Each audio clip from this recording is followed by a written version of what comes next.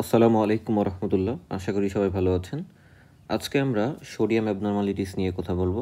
তো normal sodium যেটা আমাদের লেভেল আমাদের দেহে, সেটা হচ্ছে 135 টু 145 মিলিমোল পার লিটার বা মিলি ইকুইভ্যালেন্ট পার লিটার। এটা হচ্ছে আমাদের normal sodium level in the human body. কোনো কারণে আমাদের সোডিয়াম লেভেল যদি 135 মিলিমোল পার লিটারের কম হয়ে যায়, তখন সেটাকে আমরা বলি হাইপোনাট্রেমিয়া।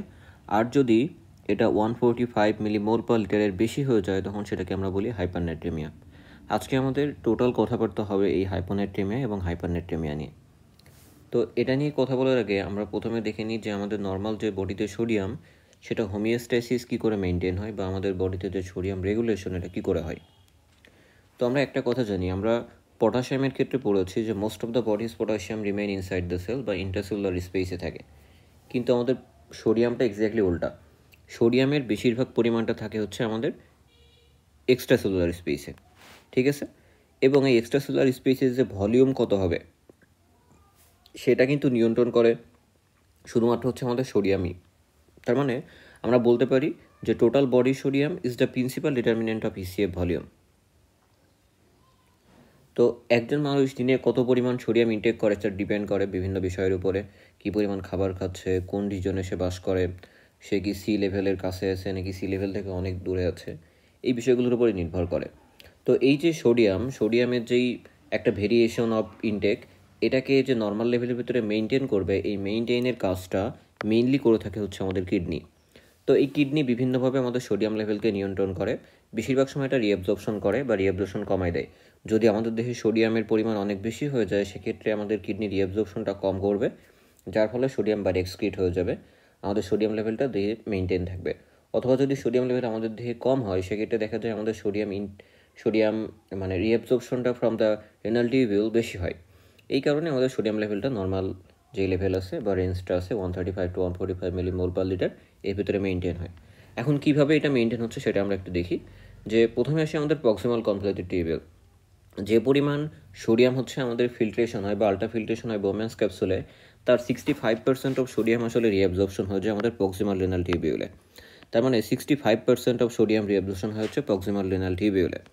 তো এটা হচ্ছে তিনভাবে রিঅ্যাবজর্পশনটা হতে পারে আমাদের হচ্ছে প্রক্সিমাল রেনাল টিউবিউলে। প্রথম রিঅ্যাবজর্পশনটা হয় হচ্ছে আমাদের সিম্পোর্টের মাধ্যমে একটা বা কোট্রান্সপোর্টের মাধ্যমে, সেটা সোডিয়াম গ্লুকোজ কোট্রান্সপোর্ট। বা এই সোডিয়ামের সাথে আরও কিছু জিনিস আছে, যেমন অ্যামিনো অ্যাসিড বা ফসফেট বা অন্য কোনো অর্গানিক মলিকুল, এগুলো দিয়েও এই কোট্রান্সপোর্টটা হতে পারে। এভাবে আমাদের সোডিয়ামটা হচ্ছে সেলের ভিতরে চলে যায়। আর একটা কি, আমাদের সোডিয়াম হাইড্রোজেন এক্সচেঞ্জার, এর মাধ্যমে আমাদের হাইড্রোজেন আয়নটা সেলের বাইরে আসে বা লুমেনের ভিতরে আসে এপিক্যাল সাইড দিয়ে, এবং আমাদের এই সোডিয়ামটা সেলের ভিতরে প্রবেশ করে। এইটা একটা। এখন এই যে হাইড্রোজেন আয়নটা বাইরে আসে, এটা এখানে একটা পজিটিভ পোটেনশিয়াল তৈরি করে। পজিটিভ পোটেনশিয়াল তৈরি করলে এই যে দুইটা সেলের মাঝে প্যারাসেলুলার স্পেস, এই প্যারাসেলুলার স্পেস দিয়ে এই পজিটিভ গ্রেডিয়েন্টের কারণে আমাদের সোডিয়াম, ওয়াটার এবং কিছু সলিউড প্যারাসেলুলার পাথওয়ে দিয়ে আমাদের ব্লাডের ভিতরে প্রবেশ করে। তাহলে এই তিনভাবে হচ্ছে সোডিয়াম রিঅ্যাবজর্পশন হতে পারে আমাদের প্রক্সিমাল কনভলিউটেড টিউবিউলে। এখন কথা হচ্ছে, এই যে সোডিয়াম গ্লুকোজ কোট্রান্সপোর্টার 2 এবং হচ্ছে আমাদের সোডিয়াম হাইড্রোজেন এক্সচেঞ্জার, এর মাধ্যমে সোডিয়ামটা আসলে হচ্ছে আমাদের সেলের ভিতরে। সেলের ভিতর থেকে আমাদের ব্লাডে কী করে যাবে, এখানে হচ্ছে আমরা জানি সোডিয়াম পটাশিয়াম এটিপিএস থাকে।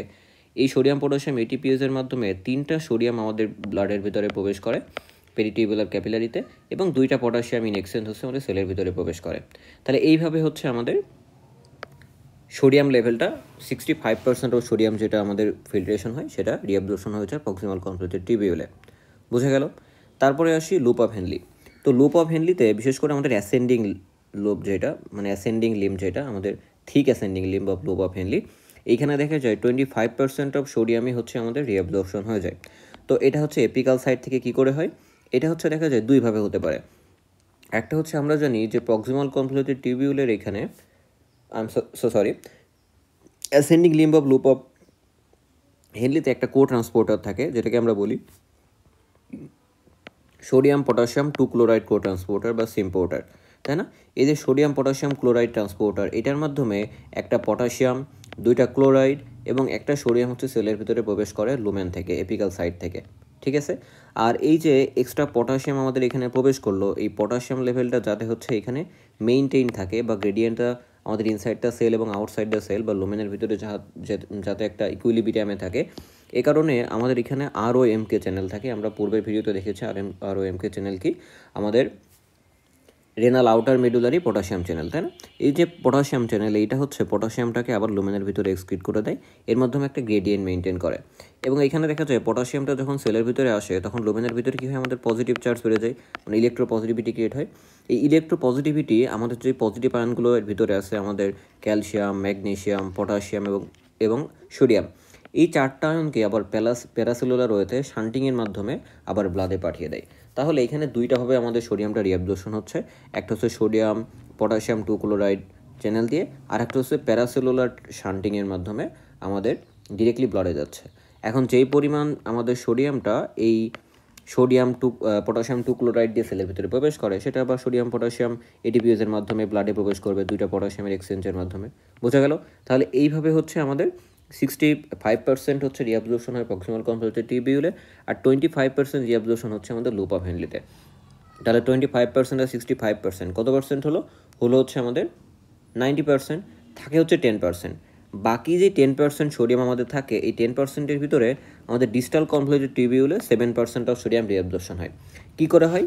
আমরা জানি যে ডিস্টাল কনভলিউটেড টিবিউলে আমাদের একটা চ্যানেল থাকে যার নাম হচ্ছে সোডিয়াম ক্লোরাইড কোট্রান্সপোর্ট। এই সোডিয়াম ক্লোরাইড কোট্রান্সপোর্টার বা সিম্পোর্টারের মাধ্যমে একটা সোডিয়াম এবং একটা ক্লোরাইড আমাদের apical side of the tubular cell থেকে, মানে টিউবুলার লুমেন থেকে ইনসাইড দ্য সেলে প্রবেশ করে। এবং এই যে ইনসাইড দ্য সেলে প্রবেশ করলো, এরপরে সোডিয়াম পটাশিয়াম ATPase এর মাধ্যমে এটা হচ্ছে সেলের ভিতরে প্রবেশ করতে পারে। ঠিক আছে? এখন 3টা সোডিয়াম যে সেলের ভিতরে প্রবেশ করে, মানে সেলের ভিতর থেকে ব্লাডে চলে যায়, এটা যাওয়ার পরে আবার দেখা যায় এখানে সোডিয়াম ক্যালসিয়াম এক্সচেঞ্জার থাকে। এই সোডিয়াম ক্যালসিয়াম এক্সচেঞ্জারের মাধ্যমে আবার পটাশিয়াম হচ্ছে সেলের ভিতর থেকে ব্লাডে চলে যায় এবং 3টা সোডিয়াম আবারও ফিরে লুমেনের ভিতরে চলে আসে। তাহলে এই লুমেনের ভিতরে যে সোডিয়ামটা চলে আসলো এবং ক্যালসিয়ামটা এক্সচেঞ্জ হলো, এই ক্যালসিয়ামটা কোথা থেকে আসলো? এই যে ভিতরে সোডিয়াম যখন এর ভিতরে চলে যায়, এখানে একটা নেগেটিভ পোটেনশিয়াল ক্রিয়েট হয় না? এই নেগেটিভ পোটেনশিয়ালকে মেনটেন করার জন্য আমাদের এইখানে একটা ক্যালসিয়াম চ্যানেল থাকে, এই ক্যালসিয়াম চ্যানেল দিয়ে ক্যালসিয়াম হচ্ছে ভিতরে প্রবেশ করে। ঠিক আছে? তাহলে এইভাবে এখানে আমাদের ইলেকট্রোনিউট্রালিটি মেনটেন হয় এবং সোডিয়ামটা রিঅ্যাবজর্পশন হয়। তো এখানে 7% অফ সোডিয়াম হচ্ছে রিঅ্যাবজর্পশন হয়। বুঝা গেল? আচ্ছা, এখন বাকি থাকে 3% সোডিয়াম। এই 3% সোডিয়াম আমাদের রিঅ্যাবজর্পশনটা হয় হচ্ছে লেট ডিস্টাল টিউবিউল এবং কালেক্টিং ডাক্টে। তো আমরা জানি লেট ডিস্টাল টিউবিউল আসলে কালেক্টিং ডাক্টের সাথে হচ্ছে কন্টিনিউয়াস, এটাকে আমরা আলাদাভাবে দেখি না। এর ভিতরে এই যে 3% অফ রিঅ্যাবজর্পশন হয়, এর 2%ই বা মোস্ট অফ দ্য পার্টি দেখা যায় কর্টিক্যাল কালেক্টিং টিউবিউলে হচ্ছে বা কর্টিক্যাল কালেক্টিং ডাক্টে হচ্ছে রিঅ্যাবজর্পশনটা হয়। মাত্র 1% হচ্ছে মেডুলারি কালেক্টিং ডাক্টে হয়। বোঝা গেল? এখন এই যে সোডিয়াম রিঅ্যাবজর্পশনটা এখানে হচ্ছে, এই সোডিয়াম রিঅ্যাবজর্পশনটা হয় হচ্ছে এপিথেলিয়াল সোডিয়াম চ্যানেল বা ENAC এর মাধ্যমে। এই চ্যানেলটাকে নিয়ন্ত্রণ করে বা স্টিমুলেট করে একটা হরমোন যার নাম হচ্ছে অ্যালডোস্টেরন। আমরা সবাই জানি এই অ্যালডোস্টেরন হরমোনটা হচ্ছে এখানে খুব বড় একটা ভূমিকা রাখে এই সোডিয়াম রিঅ্যাবজর্পশনের ক্ষেত্রে। এবং মেডুলারি কালেক্টিং ডাক্ট থেকে যে হচ্ছে আমাদের সোডিয়াম রিঅ্যাবজর্পশনটা হয়, এটা নিয়ন্ত্রণ করে হচ্ছে অ্যাট্রিয়াল নাট্রিওটিক পেপটাইড এবং ব্রেইন নাট্রিওটিক পেপটাইড। এই দুইটা নাট্রিওটিক পেপটাইডে কী করে? সোডিয়াম রিঅ্যাবজর্পশনকে বাধা প্রদান করে বা ইনহিবিট করে। বোঝা গেল? তাহলে 3% রিঅ্যাবজর্পশন হবে হচ্ছে আমাদের লেট ডিস্টাল টিবিউল এবং কালেক্টিং ডাক্টে, যার ভিতরে মোস্ট অফ দ্য পার্ট আমাদের যেটা রিঅ্যাবজর্পশন হবে সেটা হবে হচ্ছে আমাদের কর্টিক্যাল কালেক্টিং ডাক্ট থেকে, 1% হচ্ছে মেডুলারি কালেক্টিং ডাক্ট থেকে।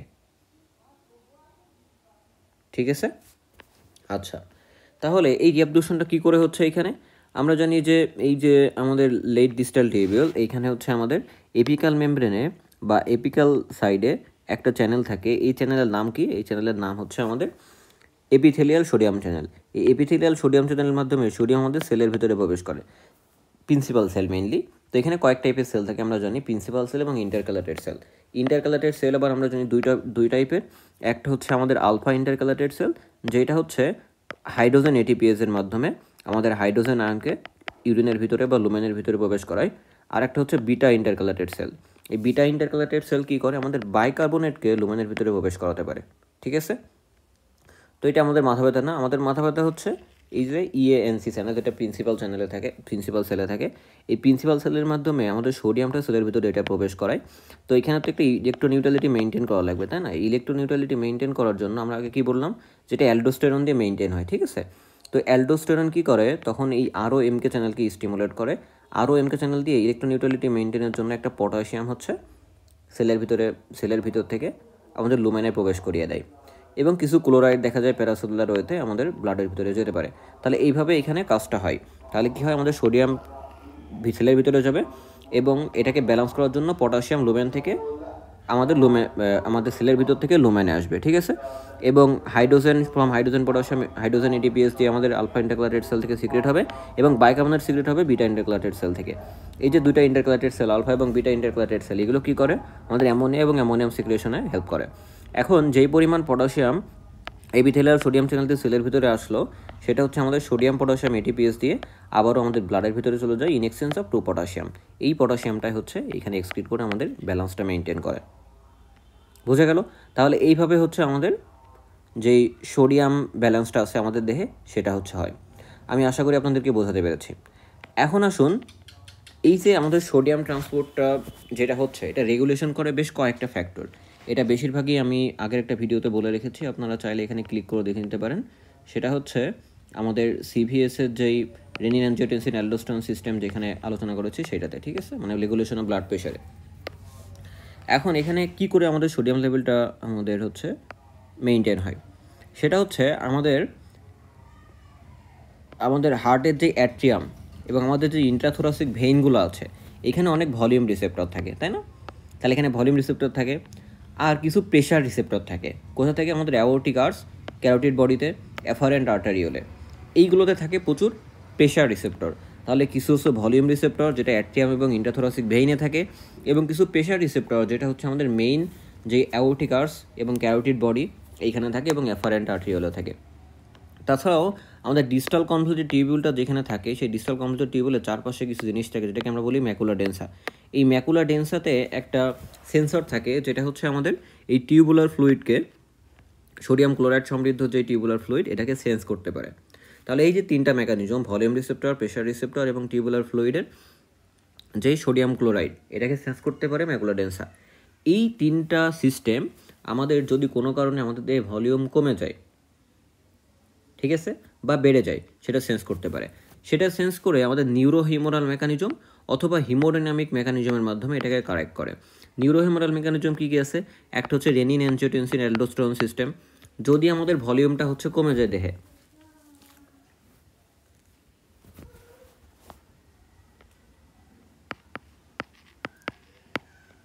সোডিয়ামের ভলিউম যদি কোনো কারণে আমাদের দেহে কমে যায়, তাহলে এই রেনিন অ্যানজিওটেনসিন অ্যালডোস্টেরন সিস্টেমকে সে অ্যাক্টিভেট করবে, যার ফলে কী হবে, অ্যালডোস্টেরন সিক্রেশন হবে। অ্যালডোস্টেরন আলটিমেটলি কী করবে, সোডিয়াম রিঅ্যাবজর্পশন করবে। অথবা সিম্প্যাথেটিক নার্ভাস সিস্টেমকে স্টিমুলেট করে। সিম্প্যাথেটিক নার্ভাস সিস্টেম কী করে, আমাদের ভেসো কনস্ট্রিকশন করে, ফলে কম পরিমাণ পানি এবং সোডিয়াম ক্লোরাইড আমাদের রেনাল টিউবিউলে যায়, যার ফলে হচ্ছে বেশি কম পরিমাণ এক্সক্রিশন হয়। আমাদের এএনপি এবং বিএনপিকে ইনহিবিট করবে, কারণ কি নর্মালি এগুলো হচ্ছে আমাদের যেই সোডিয়াম রিঅ্যাবজর্পশন, এটাকে ইনহিবিট করে। তাহলে এইগুলোকে যদি আবার ইনহিবিট করে দেয়, তাহলে কি রিঅ্যাবজর্পশনটা বেশি হবে। আরেকটা পোস্টাগ্ল্যান্ডিনকে ইনহিবিট করে। তাহলে এইগুলো হচ্ছে নিউরোহিমোরাল মেকানিজম। আরেকটা মেকানিজম কি, হিমোডাইনামিক, জিএফআরকে কমাই দিবে। জিএফআর যদি কমায়, তাহলে কম পরিমাণ গ্লোমেরুলার ফিল্ট্রেট যাবে, তাহলে বেশি বেশি পরিমাণ আমাদের দেহে পানি এবং সোডিয়াম ক্লোরাইড থেকে যাবে। অথবা পেরিটিউবুলার যে ফোর্সেস, এটাকে ইনক্রিজ করতে পারে বা ডিক্রিজ করতে পারে। এইভাবে এরা কী করে, ইফেক্ট করে, যার মাধ্যমে হচ্ছে আমাদের যে ইসিএফ ভলিউম এবং কন্টেন্ট সোডিয়াম, সেটা হচ্ছে মেনটেন হয়। বোঝা গেল? তাহলে এটাই ছিল মোটামুটি আমাদের কিভাবে হচ্ছে আমাদের বডি, বিশেষ করে আমাদের কিডনি, এই সোডিয়াম লেভেলটাকে মেনটেন করে। এখন আমরা আসি যে তাহলে সোডিয়াম কোনো কারণে মেনটেন করতে পারলো না। মেনটেন করতে না পারলে কি হবে, আমাদের হাইপোনাইট্রেমিয়া অথবা হাইপারনাইট্রেমিয়া, মানে বাড়তেও পারে কমতেও পারে। প্রথমে আসি আমরা হাইপোনাইট্রেমিয়া। তো আমরা বাংলাদেশের পার্সপেক্টিভে ওয়ার্ডে যতগুলো ইলেকট্রোলাইট ইমব্যালেন্স আসলে ফেস করি, তার ভিতরে সব থেকে বেশি দেখা যায় হচ্ছে হাইপোনাইট্রেমিয়া। এখন এগুলোর কজ কী?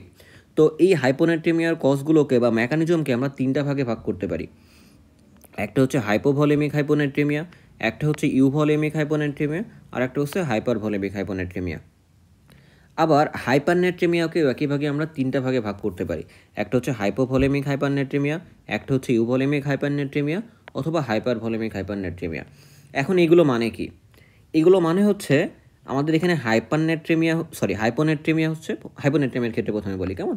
যে আমাদের এখানে হাইপোনেট্রেমিয়া হচ্ছে এবং সেই সাথে ভলিউম বা ওয়াটার কন্টেন্টটাও কমে যাচ্ছে। তার মানে কি, ভলিউমও কমছে, সোডিয়ামও কমছে, এই কারণে এটাকে আমরা বলি হচ্ছে হাইপোভলিমিক হাইপোনেট্রেমিয়া। ইউভলিমিকে কি হয়, আমাদের ওয়াটার রিটেনশন হয় কিন্তু আমাদের সোডিয়াম লেভেলটা নর্মাল থাকে। হাইপারভলিমিকে কি হয়, দুইটাই, ভলিউমও বাড়ে, সোডিয়ামটা কমে, ঠিক আছে? কিন্তু এটা বাড়ায় কমা, তার মানে মনে করুন যে একটা গ্লাসের ভিতরে আপনি সোডিয়ামও যোগ করতে থাকছেন কিন্তু ওয়াটার এবং সাথে ওয়াটারও যোগ করতে থাকছেন। এখন 1 লিটার ওয়াটার যোগ করছেন, তাকে 1 চিমটি পরিমাণ সোডিয়াম দিচ্ছেন, তাহলে কি হবে, রিলেটিভলি আমাদের সোডিয়ামটা বাড়বে না, তার মানে কি আমাদের হাইপোনাইট্রেমিয়া হবে এইভাবে। বোঝা গেল? আর এখানেও একই কাজ। এখন মনে রাখার সুবিধার্থে, এই জিনিসগুলো মনে রাখার সুবিধার্থে আপনারা এটা মনে রাখতে পারেন যে যদি সোডিয়াম ডেফিসিট হয় তাহলে হাইপোভলিমিক হাইপোনাইট্রেমিয়া, প্রথম কথা। তাহলে হাইপোভলিমিক হাইপোনাইট্রেমিয়া কখন? যখন সোডিয়াম ডেফিসিট হবে। যদি সোডিয়াম নর্মাল থাকে কিন্তু ওয়াটার রিটেনশন হয়ে সেটাকে ডাইলিউট করে দেয়, তাহলে এটা হচ্ছে ইউভলিমিক। তাহলে ইউভলিমিক কি? যখন sodium normal, not volume normal, ঠিক আছে? আর একটা হচ্ছে হাইপারভলিমিক। হাইপারভলিমিক কি? যেখানে হচ্ছে সোডিয়াম রিটেনশন হয়, ঠিক আছে? তাহলে সোডিয়াম রিটেনশন হয়, সোডিয়াম রিটেনশনের পরেও এটা কেন হচ্ছে হাইপোনাইট্রেমিয়া হচ্ছে, কারণ এখানে ওয়াটারও রিটেনশন হচ্ছে এবং ওয়াটার রিটেনশনটা বেশি। ওই যে কথাটা বললাম যে একটা গ্লাসে আপনি সোডিয়ামও দিচ্ছেন, পানিও দিচ্ছেন, কিন্তু সোডিয়াম যে পরিমাণ দিচ্ছেন পানিটা 2-3 গুণ বেশি দিচ্ছেন, তো রিলেটিভলি সোডিয়ামটা কম হবে। এটাকে আমরা বলি হচ্ছে হাইপারভলিমিক হাইপোনাইট্রেমিয়া, ঠিক আছে? তাহলে কি হলো, যেখানে আমাদের সোডিয়াম ডেফিসিট হচ্ছে জেনুইনলি, সেখানে হচ্ছে হাইপোভলিমিক হাইপোনাইট্রেমিয়া বলবো। যেখানে সোডিয়াম নর্মাল থাকছে কিন্তু ওয়াটার বেড়ে যাচ্ছে, সেটাকে আমরা বলবো ইউভলিমিক। আর যেটাতে দুইটাই বাড়ছে কিন্তু রিলেটিভলি সোডিয়ামটা কম বাড়ছে, সেটাকে আমরা বলবো হাইপারভলিমিক হাইপোনাইট্রেমিয়া। আমি মনে হয় বিষয়গুলো বোঝাতে পেরেছি। তাহলে আমরা কোনো একটা হাইপোনাইট্রেমিয়াকে, সেটা কি হাইপোভলিমিক হাইপোনাইট্রেমিয়া নাকি ইউভলিমিক নাকি হাইপারভলিমিক, এটা কার উপরে ডিপেন্ড করে বলবো আমরা? এটা হচ্ছে সোডিয়ামের উপরে ডিপেন্ড করে বলবো। যদি পিওরলি সোডিয়াম ডেফিসিট হয়, ওয়াটার ডেফিসিট হোক আর না হোক, তাহলে সেটাকে আমরা বলবো হাইপোভলিমিক হাইপোনাইট্রেমিয়া। যদি সোডিয়াম নর্মাল থাকে, ইউভলিমিক। যদি সোডিয়াম বাড়ে তাহলে হচ্ছে হাইপারভলিমিক, বোঝার সুবিধার্থে, ঠিক আছে? এখন আমরা তাহলে কজগুলো দেখি। প্রথমে আসি আমাদের হাইপোভলিমিক হাইপোনাইট্রেমিয়া। হাইপোভলিমিক মানে কি? প্রথম কথা, হাইপোভলিমিক মানে সোডিয়াম কমে গেছে। আর একটা কি, যেহেতু ভলিউম কম তার মানে কি ওয়াটারও কমে গেছে, তার মানে এখানে সোডিয়ামও কমছে, ওয়াটারও কমছে। যদি দুইটা জিনিসই কমে তাহলে তো ব্যালেন্স থাকার কথা। আমাদের হাইপোনাইট্রেমিয়া কী করে হচ্ছে? কারণ এখানে ওয়াটার তো কমছে, ঠিক আছে, কিন্তু সোডিয়ামটা বেশি কমছে। তাহলে সোডিয়াম যদি বেশি কমে তাহলে কি হবে, আলটিমেটলি আমাদের দেহে ওয়াটার যদিও একটু থাকবে, সোডিয়াম একেবারেই থাকবে না, তো ডাইলিউশন হয়ে যাবে। এটাকে আমরা বলবো হচ্ছে হাইপোভলিমিক হাইপোনাইট্রেমিয়া। এটার কারণ কি? এটার কারণ হতে পারে হচ্ছে মেইন হেডিংয়ে যদি আমরা বলি হচ্ছে 4টা কজ। একটা হচ্ছে আমাদের renal sodium loss. Renal sodium loss কী হয়, আমরা যখন পটাশিয়ামের ভিডিওটা দেখেছিলাম তখন একটা জিনিস দেখেছিলাম যে থায়াজাইড ডায়ুরেটিক কীভাবে কাজ করে। তো থায়াজাইড ডায়ুরেটিক কীভাবে কাজ করে ওইখানে আমরা দেখেছিলাম যে এটা মেইনলি হচ্ছে আমাদের সোডিয়াম চ্যানেলকে ব্লক করে দেয়, তাই না? তো এটা যেহেতু এপিথেলিয়াল সোডিয়াম চ্যানেলকে ব্লক করে, তার মানে কি এইখানে হচ্ছে আমাদের সোডিয়াম চ্যানেলকে ব্লক করলে সোডিয়াম রিঅ্যাবজর্পশন হতে পারবে না, তাহলে কি হবে, আমাদের হাইপোনাইট্রেমিয়া হবে। তার মানে থায়াজাইড ডায়ুরেটিক্স বা যে কোনো ডায়রেটিক থেরাপিতে আমাদের হচ্ছে রেনাল লস অফ সোডিয়াম হবে এবং আলটিমেটলি হচ্ছে আমাদের হাইপোনাইট্রেমিয়া হবে। একটা হচ্ছে অ্যাড্রেনোকর্টিক্যাল ফেইলিওর। আমরা জানি যে অ্যাড্রেনাল কর্টেক্স হচ্ছে অ্যালডোস্টেরন সিক্রেট করে, আর এই অ্যালডোস্টেরনটা আমাদের সোডিয়াম রিঅ্যাবজর্পশনে খুব বড় একটা ভূমিকা থাকে। আমাদের যে কালেক্টিং ডাক্ট আছে, যেখানে যে ইএনএসি মানে হচ্ছে এপিথেলিয়াল সোডিয়াম চ্যানেল থাকে, সেটাকে রেগুলেট করে আমাদের সোডিয়াম রিঅ্যাবজর্পশনকে হেল্প করে। তাহলে কোনো কারণে যদি অ্যাড্রেনোকর্টিক্যাল ফেইলিওর হয় তাহলে অ্যালডোস্টেরন আসতে পারবে না, যার ফলে আমাদের সোডিয়াম রিঅ্যাবজর্পশনটা আগের মতো হবে না, আলটিমেটলি আমাদের হাইপোনাইট্রেমিয়া ডেভেলপ করবে। তারপরে এসে আমরা গ্যাস্ট্রোইন্টেস্টাইনাল লস। কোনো একটা পেশেন্ট যদি বারবার বমি করে, বমির সাথে তো তার সোডিয়াম চলে যাবে, তাই না? ডায়রিয়া যদি হয়, ডায়রিয়ার সাথে তার কী হবে, সোডিয়াম লস হবে, তাহলে এটাকে আমরা গ্যাস্ট্রোইন্টেস্টাইনাল সোডিয়াম লস বলতে পারি। আরেকটা কি, আমাদের স্কিন সোডিয়াম লস। যদি বার্ন হয়, বার্নের সাথে কী হয়, আমাদের সোডিয়াম লস হয় এবং সেই সাথে ফ্লুইডও লস হয়। তাহলে খেয়াল করুন যে ডায়রেটিক্সে হচ্ছে আমাদের ইউরিনটা বেশি যাচ্ছে, ইউরিন বেশি যাচ্ছে মানে কি ভলিউম লস হচ্ছে, আবার সোডিয়ামও লস হচ্ছে। অ্যাড্রেনোকর্টিক্যাল ফেইলিওরে কী হচ্ছে, সোডিয়াম রিঅ্যাবজর্পশন হতে পারছে না, সাথে কি পানিও রিঅ্যাবজর্পশন হতে পারছে না, তার মানে কি হচ্ছে, দুইটাই লস হচ্ছে। আবার গ্যাস্ট্রোইন্টেস্টাইনাল সিস্টেমের কথা যদি চিন্তা করি, তাহলে ভমিটিং, ডায়রিয়া দুইটার ক্ষেত্রে আমাদের পানিও লস হয়, সোডিয়ামও লস হয়। আবার স্কিনের বার্নের কথা যদি চিন্তা করি, বার্নে যে শুধুমাত্র সোডিয়াম লস হয় তা নয়, কিন্তু প্রচুর পরিমাণে পানি লস হয়। তাহলে এই সবগুলো কজে খেয়াল করে দেখুন যে আমাদের পানিও লস হচ্ছে, সাথে সোডিয়ামও লস হচ্ছে, দুইটাই লস হচ্ছে, কিন্তু রিলেটিভলি সোডিয়ামটা বেশি লস হয়। এই কারণে এইখানে আলটিমেটলি হচ্ছে আমাদের হাইপোভলিমিক হাইপোনাট্রিমিয়া হচ্ছে। আমি আশা করি বোঝাতে পেরেছি। এখন আসুন ইউভলিমিক হাইপোনাট্রিমিয়া। ইউভলিমিক হাইপোনাট্রিমিয়া তখন হবে যখন দেখা যাবে আমাদের সোডিয়ামটা মোটামুটি নর্মাল আছে, কিন্তু ওয়াটার রিটেনশন হচ্ছে, ফলে বডিতে যতটুকু সোডিয়াম আসছিল ততটুকুই আছে, কিন্তু পানির পরিমাণটা বেড়ে যাচ্ছে। তাহলে পানি যদি বেশি হয়, যে নর্মাল সোডিয়াম থাকুক আর যাই থাকুক, পানি বেশি হলে সেটা কী হবে, ডাইলিউশন হয়ে যাবে, তাই না, বা পাতলা হয়ে যাবে। ডাইলিউশন যদি হয় তাহলে কী হবে, আলটিমেটলি আমাদের অ্যাপারেন্টলি সেখানে হাইপোনাট্রিমিয়া ডেভেলপ করবে। এই জিনিসটাকে আমরা বলি হচ্ছে ইউভলিমিক হাইপোনাট্রিমিয়া। এখন এটা কী কারণে হতে পারে, প্রাইমারি পলিডিপসিয়া, কোনো কারণে আপনি পানি ইনটেক বেশি করছেন, এটাকে আমরা বলবো প্রাইমারি পলিডিপসিয়া, এই কারণে হতে পারে। আমরা যদি যখন আমরা যখন আইভি ফ্লুইড ইনফিউশনের ভিডিওটা দেখেছিলাম, ওইখানে বলেছিলাম প্রচুর পরিমাণে যদি আমরা ইলেকট্রোলাইট ফ্রি ওয়াটার, যেমন হচ্ছে আমাদের ডেক্সট্রোজিন অ্যাকোয়া, এটা যদি ইনফিউশন করি, আলটিমেটলি আমাদের যেহেতু ইলেকট্রোলাইট বাড়বে না, আরও ডাইলিউশন হয়ে যাবে। তাহলে এক্সেসিভ ইলেকট্রোলাইট ফ্রি ওয়াটার যদি আমরা ইনফিউশন করি, তাহলে সোডিয়ামটা নর্মাল থাকছে, কিন্তু বেশি বেশি পানি দিচ্ছি বডিতে, আলটিমেটলি ডাইলিউশন হয়ে যাবে, তাহলে ইউভলিমিক হাইপোনাট্রিমিয়া হবে। আবার সিআর বা সিন্ড্রোম অফ ইনঅ্যাপ্রোপ্রিয়েট এডিএস, এটাতেও কী হবে, আমাদের হাইপোনাট্রিমিয়া হবে। হাইপোথাইরয়েডিজম, এটাতে কী হবে, হাইপোনাট্রিমিয়া হবে। এখন এই সিআর এবং হাইপোথাইরয়েডিজম, এই দুইটা জিনিসে কী করে হচ্ছে আমাদের ইউভলিমিক হাইপোনাট্রিমিয়া হচ্ছে, ঠিক আছে, সেটা একটু এবার আমরা দেখি। আমরা যদি প্রথমে হাইপোথাইরয়েডিজমের কথা চিন্তা করি, হাইপোথাইরয়েডিজম মানে কি, আমাদের T3 T4 লেভেল কম।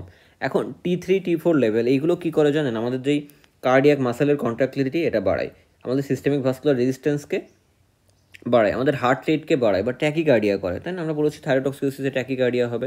এখন এটা যদি কমে গেলে কি হবে, তাহলে আমাদের মাইকোটিয়াল কন্ট্রাক্টিলিটি কমে যাবে, হার্ট রেট কমে যাবে, সিস্টেমিক ভাস্কুলার রেজিস্ট্যান্স কমে যাবে, বেড়ে যাবে। তাহলে ভাস্কুলার রেজিস্ট্যান্স বেড়ে যাচ্ছে, কন্ট্রাক্টিলিটি কমে যাচ্ছে, হার্ট রেট কমে যাচ্ছে, এগুলো আলটিমেটলি কী করবে, আমাদের কার্ডিয়াক আউটপুটকে কমিয়ে দেবে। কার্ডিয়াক আউটপুট যদি কমে যায়, তাহলে কি রেনাল পারফিউশন আগের মতো হবে না। রেনাল পারফিউশন যদি কম হয়, তাহলে কী হবে, আমাদের জিএফআর বা গ্লোমেরুলার ফিল্ট্রেশন রেট কম হবে, যার ফলে আমাদের ফ্রি ওয়াটার যে ক্লিয়ারেন্স আমাদের কিডনি দিয়ে হয় সেটা কম হবে। সেটা যদি কম হয়, তখন কি হবে, যে ওয়াটার ক্লিয়ার করার জন্য আমাদের অ্যান্টিডায়োরেটিক হরমোন রিলিজ হবে। তো এটা যেহেতু অসমোটিক্যালি ড্রাইভেন না, এই কারণে এটাকে আমরা বলি non osmotic antidiuretic hormone release.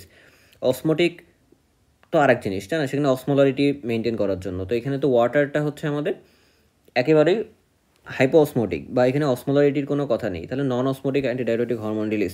তাহলে এই যেই অ্যান্টিডায়োরেটিক হরমোন রিলিজ হচ্ছে, এটার কাজকে ওয়াটার রিটেনশন করা বা অ্যান্টি ডায়ুরেসিস করা বা ডায়ুরেসিস না হতে দেওয়া। তো ওয়াটার রিটেনশন যদি হয়, তাহলে কী হবে, ডাইলিউশনাল হাইপোনাট্রিমিয়া।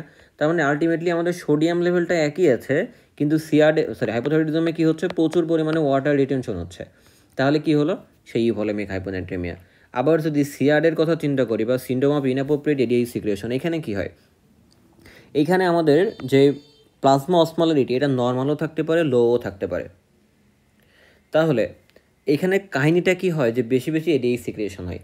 এই এডিএইচ সিক্রেশন যে আমাদের অ্যাড্রেনাল হরমোন থেকে হয় তা না, মানে অ্যাড্রেনাল মেডুলা থেকে হয় তা না, এটা কোথা থেকে হয়, এটা হচ্ছে পেরিফেরি থেকে বা এক্সট্রা অ্যাড্রেনাল সোর্স থেকে।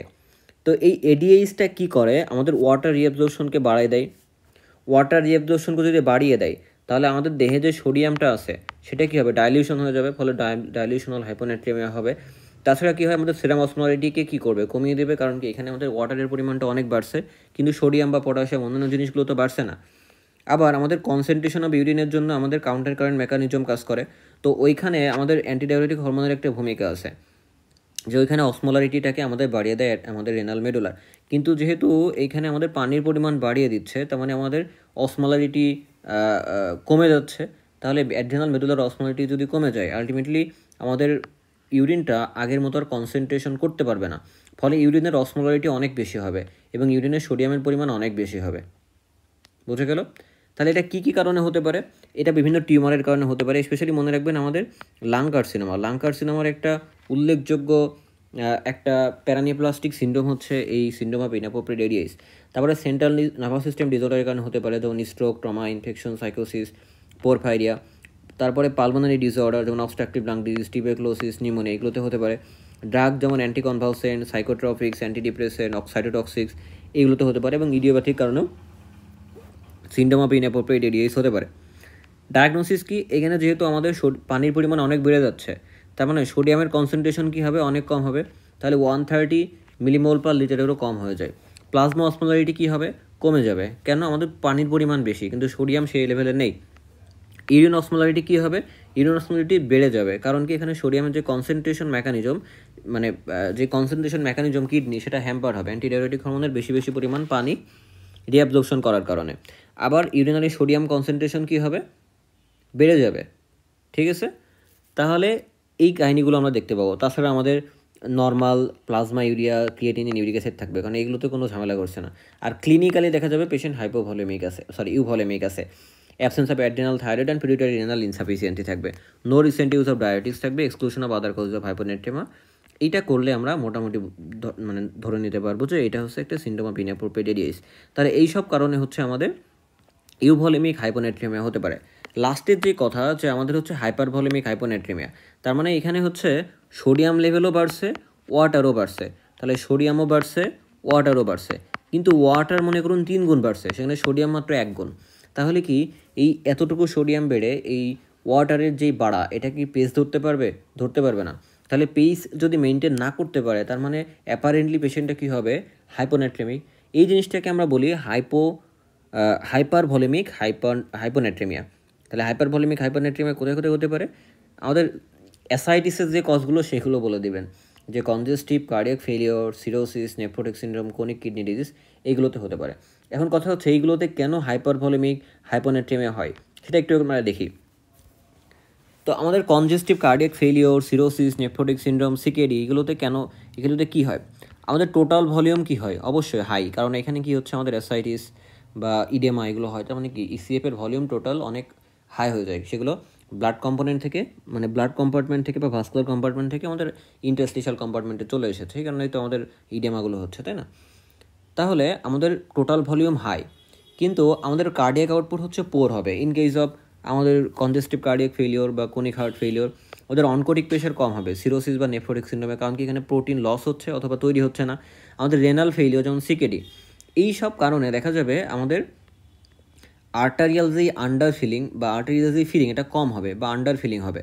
তাহলে আর্টারিয়াল ফিলিং যদি কম হয়, তাহলে কী হবে? আমাদের ইফেক্টিভ যে সার্কুলেটরি ভলিউম, এটা তো বেশি হবে না, কম হবে। ইফেক্টিভ সার্কুলেটরি ভলিউম যদি কম হয়, আমরা জানি যেই মুহূর্তে আমাদের মানে রেনিন অ্যাঞ্জিওটেনসিন অ্যালডোস্টেরন সিস্টেম দেখবে যে আমাদের যেই দেহে আর্টারিয়াল যেই ফিলিং সেটা কম হচ্ছে বা সার্কুলেটরি ভলিউম কম আছে। সার্কুলেটরি ভলিউম কম থাকা মানেই কি? তখন আমাদের renin angiotensin aldosterone system activate হয়ে যাবে, অথবা কী হবে? সিম্প্যাথেটিক নার্ভাস সিস্টেম অ্যাক্টিভেট হয়ে যাবে। তারপরে নন অবস্ট্রাকটিভ এডিএস রিলিজ হবে। ওই যেগুলো সোডিয়াম রেগুলেশন আমরা পড়লাম, যে কী কী জিনিস হচ্ছে আমাদের সোডিয়াম সিক্রেশনকে বাড়ানোর চেষ্টা করবে,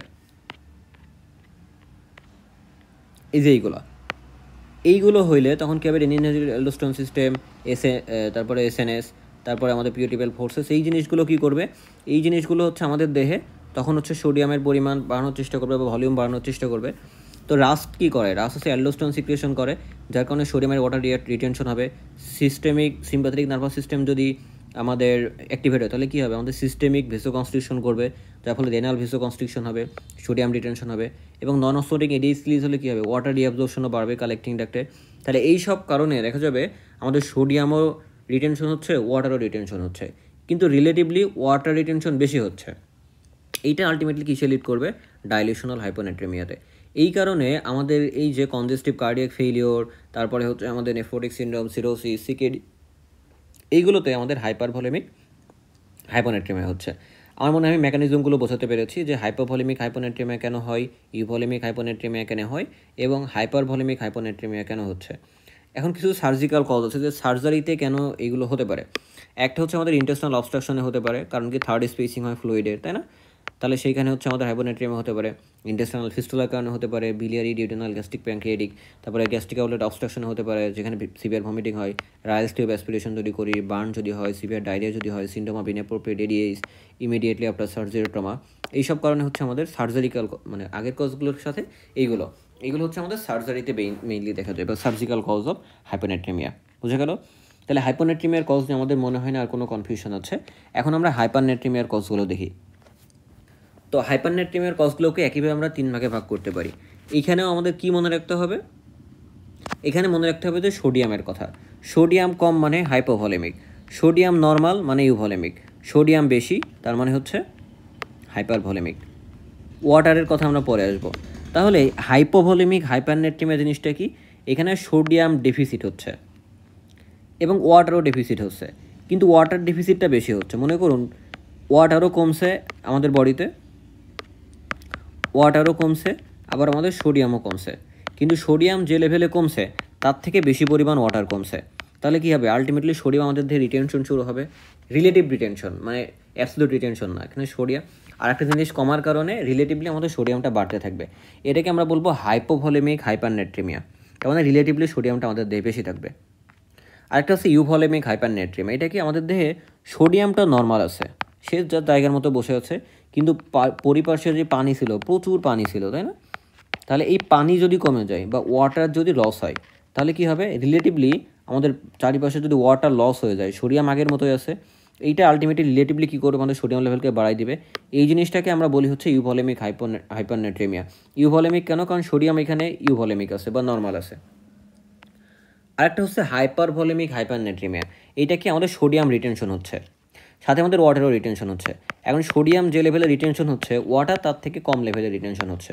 তার মানে কি? রিটেনশন যেহেতু দুইটাই হচ্ছে, সোডিয়াম বেশি রিটেনশনের কারণে সোডিয়াম যে রিটেনশনের পেস, এই পেসটা হচ্ছে আমাদের ওয়াটার ধরতে পারছে না। তাহলে পেসিং যদি না করতে পারে তাহলে আলটিমেটলি কী হবে? আমাদের সোডিয়াম লেভেলটা দেহে বেড়ে যাবে, তাহলে হাইপারভলিমিক হাইপারনেট্রিমিয়া হবে। তাহলে আমার মনে হয় আপনারা বুঝতে পেরেছেন। এখন এই হাইপোভলিমিক হাইপারনেট্রিমিয়া কখন হতে পারে? এইখানেও 3টা কজ মনে রাখবেন। একটা হচ্ছে আমাদের রেনাল সোডিয়াম লস, একটা হচ্ছে গ্যাস্ট্রোইন্টেস্টাইনাল সোডিয়াম লস, একটা হচ্ছে স্কিন সোডিয়াম লস। এই কারণগুলোতে আমাদের হাইপারনেট্রিমিয়া হতে পারে, যেটা হচ্ছে হাইপোভলিমিক হবে। কেন? একটা হচ্ছে যদি ডায়রেটিক থেরাপি হয়, যেমন অসমোটিক ডায়রেটিক, লুপ ডায়রেটিক, এইগুলোতে কী হয়? হাইপারনেট্রিমিয়া হয়, এবং সেইগুলো কি ওয়াটার রেস্ট্রিকশন ফেজে হয়। তাহলে এইটা হচ্ছে ডায়রেটিক থেরাপির কারণে আমাদের হতে পারে। একটা হচ্ছে গ্লাইকোসিডিয়া, কখন হয়? হাইপারগ্লাইসেমিক হাইপারঅসমোলার স্টেট বা এইচএইচএস, তাই না? এইটা কখন হতে পারে? এটা হচ্ছে যে আমাদের ডায়াবেটিসের একটা কমপ্লিকেশন, তাই না? Acute complication. তাহলে এই জিনিসগুলোতে হচ্ছে আমাদের রেনাল সোডিয়াম লস হতে পারে। ঠিক আছে? আরেকটা হচ্ছে আমাদের গ্যাস্ট্রোইন্টেস্টাইনাল লস। কোলোনিক ডায়রিয়াতে আমাদের সোডিয়াম লস হয়, কিন্তু সোডিয়াম লসের থেকে আমাদের ডায়রিয়ার কারণে যে ওয়াটার লস হয় সেটা সেই তুলনায় আমাদের সোডিয়াম লসটা কিছুই নয়। তো রিলেটিভলি দেখা যায় আমাদের সোডিয়ামটা দেহে বেশি থাকে, তাহলে হাইপোভলিমিক হাইপারনেট্রিমিয়া হয়। এক্সেসিভ সোয়েটিং যদি হয়, সোডিয়াম কিছু পরিমাণ বের হয়, কিন্তু সোডিয়ামের থেকে সোয়েটিংয়ে আমাদের পানিটা বেশি বের হয়, এই কারণে রিলেটিভলি সেখানে হচ্ছে হাইপারনেট্রিমিয়া হয়। তাহলে এই সোডিয়ামের ডায়রেটিক বা গ্লাইকোসিডিয়া, তারপরে কোলোনিক ডায়রিয়া, এক্সেসিভ সোয়েটিং, এটা হচ্ছে আমাদের রেনাল, গ্যাস্ট্রোইন্টেস্টাইনাল, আর হচ্ছে স্কিন সোডিয়াম লস। যেখানে সোডিয়াম লস হচ্ছে কিন্তু রিলেটিভলি বেশি ওয়াটার লসের কারণে রিলেটিভলি এখানে হচ্ছে আমাদের হাইপারনেট্রিমিয়া হচ্ছে। কী টাইপের? হাইপোভলিমিক। এখন ইউভলিমিক, যেখানে আমাদের সোডিয়ামটা নর্মাল আসছে কিন্তু বেশি বেশি পরিমাণ পানি আমাদের দেহ থেকে বের করে দিচ্ছে। এটা কোথায় দেখা যায়? আমাদের ডায়াবেটিস ইনসিপিটাস। ডায়াবেটিস ইনসিপিটাস আমাদের দুই টাইপের, একটা হচ্ছে সেন্ট্রাল ডায়াবেটিস ইনসিপিটাস আর একটা হচ্ছে nephrogenic diabetes insipidus. Central diabetes insipidus মানে কি? যেখানে আমাদের এডিএইচটা তৈরি হতে পারছে না, তাহলে এডিএইচটা কম আছে। তাহলে এডিএইচ যদি তৈরি না হতে পারে তাহলে সেটাকে আমরা বলবো সেন্ট্রাল ডায়াবেটিস ইনসিপিটাস। আর নেফ্রোজেনিক ডায়াবেটিস ইনসিপিটাস কি? যেখানে এডিএইচ ঠিক আছে কিন্তু এডিএইচের প্রতি রেজিস্ট্যান্স আছে, এবার এডিএইচ হচ্ছে আমাদের কিডনিতে গিয়ে কাজ করতে পারছে না। তাহলে এটাতে কী হবে? আমাদের প্রচুর পরিমাণে পানি দেহ থেকে বেরিয়ে যাবে, কিন্তু সোডিয়াম লেভেল তো আর কম হবে না, আগের মতোই থাকবে। তো আলটিমেটলি কী হবে? পানি বেরিয়ে যাচ্ছে, সোডিয়াম আগের মতোই আছে, তো সোডিয়াম বাড়তে থাকবে রিলেটিভলি। এটা কি করবে? ইউভলিমিক হাইপারনেট্রিমিয়া। আর হাইপারভলিমিক হাইপারনেট্রিমিয়াতে কী হবে? আমাদের এন্টেরাল বা পারেন্টেরাল ফিডিংয়ের সময় কী হয়? আমরা প্রচুর পরিমাণে পানি দিই বা ফ্লুইড দিই, বা ইন্ট্রাভেনাস বা ওরাল সল্ট অ্যাডমিনিস্ট্রেশনেও কিন্তু একই কাজ করি। কোনিক কিডনি ডিজিজে আমরা ওয়াটার রেস্ট্রিকশন করি। এই কজগুলোর কারণে আমরা দেহে ওয়াটারের পরিমাণটা বাড়িয়ে দিচ্ছি, একই সাথে আমাদের সোডিয়ামের পরিমাণটাও বাড়ছে। এখানে সোডিয়ামের পরিমাণটা যে পরিমাণ বাড়ে সেই হারে আমাদের ওয়াটারের পরিমাণ বাড়ে না। তাহলে দুইটাই যেহেতু বাড়ছে তাহলে হাইপারভলিমিক হাইপারনেট্রিমিয়া। কিন্তু রিলেটিভলি আমাদের সোডিয়ামটা বেশি বাড়ছে। আমি আশা করি এগুলো বোঝাতে পেরেছি। তাহলে এইগুলো আমাদের শেষ। এখন আসি আমরা প্রেজেন্টেশন। তাহলে কী কী কারণে আমাদের হাইপোনাট্রিমিয়া এবং হাইপারনাট্রিমিয়া হতে পারে সেটা আমরা দেখেছি। এখন আমরা দেখব প্রেজেন্টেশন। প্রথমে হাইপোনাট্রিমিয়ার প্রেজেন্টেশনে আসি, যে হাইপোনাট্রিমিয়ার যে সিমটম, এইটা ডিপেন্ড করে আসলে কতটা তাড়াতাড়ি আমাদের হাইপোনাট্রিমিয়া ডেভেলপ করছে বা স্পিড অফ ডেভেলপমেন্ট অফ হাইপোনাট্রিমিয়া। তো ডিপেন্ডিং অন দ্য স্পিড আমরা হাইপোনাট্রিমিয়াকে দুইটা ভাগে ভাগ করতে পারি। একটা হচ্ছে অ্যাকিউট, যেটা 48 আওয়ার্সের ভিতরে ডেভেলপ করে, আর একটা হচ্ছে ক্রনিক, যেটা 48 আওয়ার্সের বেশি সময় ধরে ডেভেলপ করে। তাহলে অ্যাকিউট হচ্ছে 48 আওয়ার্সের কম সময়ে, ক্রনিক হচ্ছে 48 আওয়ার্সের বেশি সময়ে। এখন এই দুটো একটা মজাদার মেকানিজম আছে, যে নর্মালি আমাদের প্লাজমা অসমোলারিটি, আমাদের নর্মাল যে সেরিব্রাল সেল বা ব্রেইন সেল, তার ভিতরে অসমোলারিটি সেম থাকে। ফলে এই পেরিফেরির সাথে আমাদের ইন্টারসেলুলার স্পেস আর এক্সট্রাসেলুলার স্পেস একটা ইকুইলিব্রিয়ামে থাকে। এখন প্লাজমা অসমোলারিটি যদি ফল করে ডিউ টু হাইপোনাট্রিয়াম, এবং সেটা স্লোলি ফল করতে থাকে, তখন আমাদের সেল কি করে, ব্রেইন সেলগুলো কিছু পরিমাণ সলিউড লস করে প্লাজমা অসমোলারিটি যা থাকে সেই অসমোলারিটি সে হচ্ছে ধারণ করে এই যে স্লোলি ডেভেলপিং হাইপোনাট্রিমিয়া, এর সাথে হচ্ছে সে সমঝোতা করে নেয়, বা সে হচ্ছে আমাদের সাইজটা নর্মাল রাখে। এটাকে আমরা বলি যে no change in cerebral cell size. তার মানে কি, আমাদের স্লোলি ডেভেলপের কারণে সেরিব্রাল সেল সাইজের কোনো ঝামেলা হচ্ছে না, সেটা বড় হচ্ছে না, ছোটও হচ্ছে না। কিন্তু অ্যাব্রাপ্টলি যদি আমাদের এই হাইপোনাট্রিমিয়া ডেভেলপ করে বা অ্যাকিউট হাইপোনাট্রিমিয়া হয়, বা 48 আওয়ার্সের ভিতরে হাইপোনাট্রিমিয়া ডেভেলপ করে, সেক্ষেত্রে দেখা যাবে হঠাৎ করে আপনার বাইরে সোডিয়াম লেভেলটা অনেক কমে গেছে, বা এক্সট্রাসেলুলার স্পেসে অসমোলারিটি কমে গেছে। তখন এই ব্রেনটা আসলে অ্যাডাপ্ট করার সময় পায় না, ব্রেইন সেলটা অ্যাডাপ্ট করার সময় পায় না। সে র্যাপিডলি হচ্ছে কী করে, বাইরে থেকে ওয়াটার নেওয়া শুরু করে। তাহলে বাইরে থেকে যদি বাইরে হাইপো অসমোলার হয়ে গেছে, হাইপো অসমোলার হওয়ার কারণে আমরা জানি কি টনিসিটি তাহলে কোন দিকে ডিরেক্ট হবে হচ্ছে আমাদের সেল ইন্টারসেলুলার স্পেসে, কারণ ইন্টারসেলুলার অসমোলারিটি বেশি। অসমোসিসের রুল অনুযায়ী এটা হচ্ছে পানি ঢুকবে সেলের ভিতরে এত পরিমাণ পানি ঢুকে যে সেলটা আলটিমেটলি সোয়েলিং করে। এটাকে আমরা বলি সেরিব্রাল ইডেমা। তাহলে সেরিব্রাল ইডেমা কোন টাইপে হলো, আমাদের অ্যাকিউট হাইপোনাট্রিমিয়াতে হলো। কেন হলো, কারণ অ্যাব্রাপ্টলি এখানে হাইপোনাট্রিমিয়া হচ্ছে, পরে অসমোলারিটি পেরিফেরাল বা এক্সট্রাসেলুলার স্পেসে কমে যাচ্ছে, যার ফলে সেলুলারলি কী হচ্ছে, ওয়াটার এন্ট্রি করছে, যার কারণে ব্রেইন সেলটা ফুলে যাচ্ছে। আর ক্রনিক হলে কি হচ্ছে, ক্রনিকে যেই হাইপোনাট্রিমিয়া হচ্ছে, যে অসমোলারিটি কমে যাচ্ছে, সেটা আস্তে আস্তে আমাদের ব্রেইন সেলগুলো অ্যাডাপ্ট করে নেয় তাদের অসমোলাইট বা কিছু পরিমাণ সলিউড কমানোর মাধ্যমে, ফলে তার সাইজটা নর্মাল থাকে। এটা খুব ইম্পর্টেন্ট আমাদের ম্যানেজমেন্টের ক্ষেত্রে, কেমন কিছু মনে রাখতে হবে। আরেকটা হচ্ছে সিমটমস অ্যান্ড সিভিরিটির উপরে ভিত্তি করে আমরা প্রেজেন্টেশন দেখতে পারি। মাইল্ড কেসে বা 135 to 130 এই লেভেলের ভিতরে যদি সোডিয়ামটা থাকে, তাহলে সিমটম সেরকম আমরা দেখতে পাই না, অ্যাসিমটোম্যাটিকই থাকে পেশেন্ট মোটামুটি। যদি মোটামুটি মডারেট বা 125 to 130 29 পর্যন্ত আমাদের সোডিয়াম লেভেলটা হয়, সেক্ষেত্রে হালকা নওশিয়া, ডেলিরিয়াম, হেডেক এগুলো আমরা এক্সপিরিয়েন্স করতে পারি। যদি সিভিয়ার হাইপোনাট্রিমিয়া হয়, সেক্ষেত্রে vomiting, somnolence, seizures, coma, cardio respiratory arrest পর্যন্ত হতে পারে, মানে খুবই মারাত্মক একটা জিনিস। তাহলে এইগুলো হচ্ছে প্রেজেন্টেশন অফ আমাদের হাইপোনাট্রিমিয়া। হাইপারনাট্রিমিয়ার প্রেজেন্টেশনে কি হয়, হাইপারনাট্রিমিয়ার প্রেজেন্টেশনে আমাদের হচ্ছে সেরিব্রাল ফাংশনের ইম্পেয়ারমেন্ট হয়, যার ফলে দেখা যায় আমাদের যেই ডিহাইড্রেশন হয়, আমাদের সেরিব্রাল নিউরন এবং ব্রেইন শিঙ্কেজ হয়। কারণ কি, আমাদের ব্রেইন সেলের ভিতরে যে অসমোলারিটি, বাইরে যদি সোডিয়াম লেভেলটা বেড়ে যায়, তাহলে বাইরের অসমোলারিটি বেশি হবে। বাইরের অসমোলারিটি যদি বেশি হয়, তাহলে কী হবে, সেলের ভিতর থেকে বাইরে পানি বেরিয়ে আসবে। পানি যদি বেরিয়ে আসে, তাহলে সেলের সাইজ কী হবে, সেলের সাইজ শিঙ্কেজ করবে। তাহলে সেলের সাইজ যদি শিঙ্কেজ হয়, বা তাহলে নিউরনগুলো ডিহাইড্রেশন হবে, সেলের শিঙ্কেজ হবে। এই শিঙ্কেজের কারণে আলটিমেটলি কী হতে পারে, আমরা যদি পানি খাই, পানি খেলে দেখা যাবে এই ফ্লুইডটা আবার রিকভার করে ফেলবে আমাদের বডি। কিন্তু যদি কোনো কারণে পানি ইনটেক না করতে পারি, তখন এই হাইপোনাট্রিমিয়া অনেক দূর প্রোগ্রেস করে ফেলে। এই হাইপোনাট্রিমিয়া যখন অনেক দূর প্রোগ্রেস করে ফেলে, তখন আমাদের ডিজিনেস হবে, ডেলিরিয়াম হবে, উইকনেস, আলটিমেটলি কোমা এবং ডেথ ক্যান রেজাল্ট। তাহলে এই জিনিসগুলো হচ্ছে হাইপোনাট্রিমিয়ার ক্ষেত্রে হতে পারে। তাহলে এগুলো ছিল হচ্ছে আমাদের প্রেজেন্টেশন। এখন আসি হচ্ছে আমরা ইনভেস্টিগেশন কী করবো, আমরা নর্মালি সেরাম এবং ইউরিন ইলেকট্রোলাইট, অসমোলারিটি, এবং এটাকে আর্টিফ্যাকচুয়াল কারণে হচ্ছে সেটা দেখার জন্য আমরা lipid profile, blood sugar, serum urea, এইগুলো আমরা ট্রানজিয়েন্ট হাইপোনাট্রিমিয়া হতে পারে, এগুলো আমরা দেখব। তো আমাদের ডেভিডসনে খুব সুন্দর একটা অ্যালগোরিদম দেওয়া আছে ফর ডায়াগনোসিস অফ হাইপোনাট্রিমিয়া, কিন্তু হাইপোনাট্রিমিয়ার ক্ষেত্রে কোনো অ্যালগোরিদম দেওয়া নেই। তো আমাদের নিনজা নার্ডের যে নোটগুলো আছে, সেখানে আমি এটা পেয়েছিলাম আর কি, হাইপোনাট্রিমিয়ার অ্যালগোরিদম খুবই মজাদার করে দেখানো আছে, আমি আপনাদেরকে দেখাচ্ছি, সমস্যা নেই। তো প্রথমে ডেভিডসনের এটাতে আমরা আসি, যে কী করে হচ্ছে আমাদের হাইপোনাট্রিমিয়াটা আমরা অ্যাসেস করতে পারি। তো আমরা যদি দেখি কোনো একটা পেশেন্টের সেরাম ইলেকট্রোলাইট করে যে তার লো সোডিয়াম লেভেল আছে, তার আমরা দেখব কি ইউরিয়া, গ্লুকোজ, লিপিড, ইমিউনোগ্লোবুলিন এইগুলো আছে, এইগুলো নর্মাল কিনা। এইগুলো যদি অ্যাবনর্মাল হয় তাহলে আমরা বুঝে নেবো এটা হচ্ছে নন হাইপোটোনিক হাইপোনাট্রিমিয়া।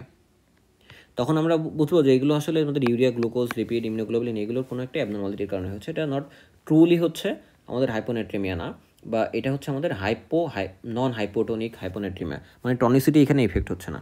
তখন আমরা কী করবো, আমরা ইনভেস্টিগেশন করবো এবং আন্ডারলাইন কজগুলোকে ট্রিট করবো। কিন্তু যদি এইগুলো নর্মাল থাকে সেই ক্ষেত্রে আমাদের কনসার্নটা চলে আসে যে এটা হাইপোটোনিক হাইপোনাট্রিমিয়া বা এখানে অসমোলারিটিকে এখানে এফেক্ট করছে। তো অসমোলারিটি কী হবে, আমাদের টনিসিটি কমে যাবে, মানে অসমোলারিটি কমে যাবে। তখন আমরা ইউরিন অসমোলারিটি দেখব। ইউরিন অসমোলারিটি যদি 100-এর কম হয় তার মানে কি আমাদের এক্সেস ওয়াটার ইনটেক করছে, ঠিক আছে। যেহেতু আমরা বেশি বেশি পরিমাণ পানি খাচ্ছি সেই কারণে আমাদের ইউরিন অসমোলারিটি কমে গেছে। তাহলে এই ক্ষেত্রে কজ কি, কজ হচ্ছে যদি আমরা প্রাইমারি পলিডিপসের কথা চিন্তা করি সেটা। আরও দুইটা কথা লেখা আছে, এই বিয়ার পোটোমেন, এটা আমাদের লাগবে না, লো সোডিয়াম সলিউট ইনটেক এটা আমাদের রাখতে পারেন। তাহলে আমরা এই যে হাইপোনাট্রিমিয়ার কজ পড়লাম যে প্রাইমারি পলিডিপসিয়া, তাহলে এই কজের কারণে হচ্ছে আমাদের ইউরিনের অসমোলারিটি কমে যেতে পারে এক্সেস ওয়াটার ইনটেকের কারণে।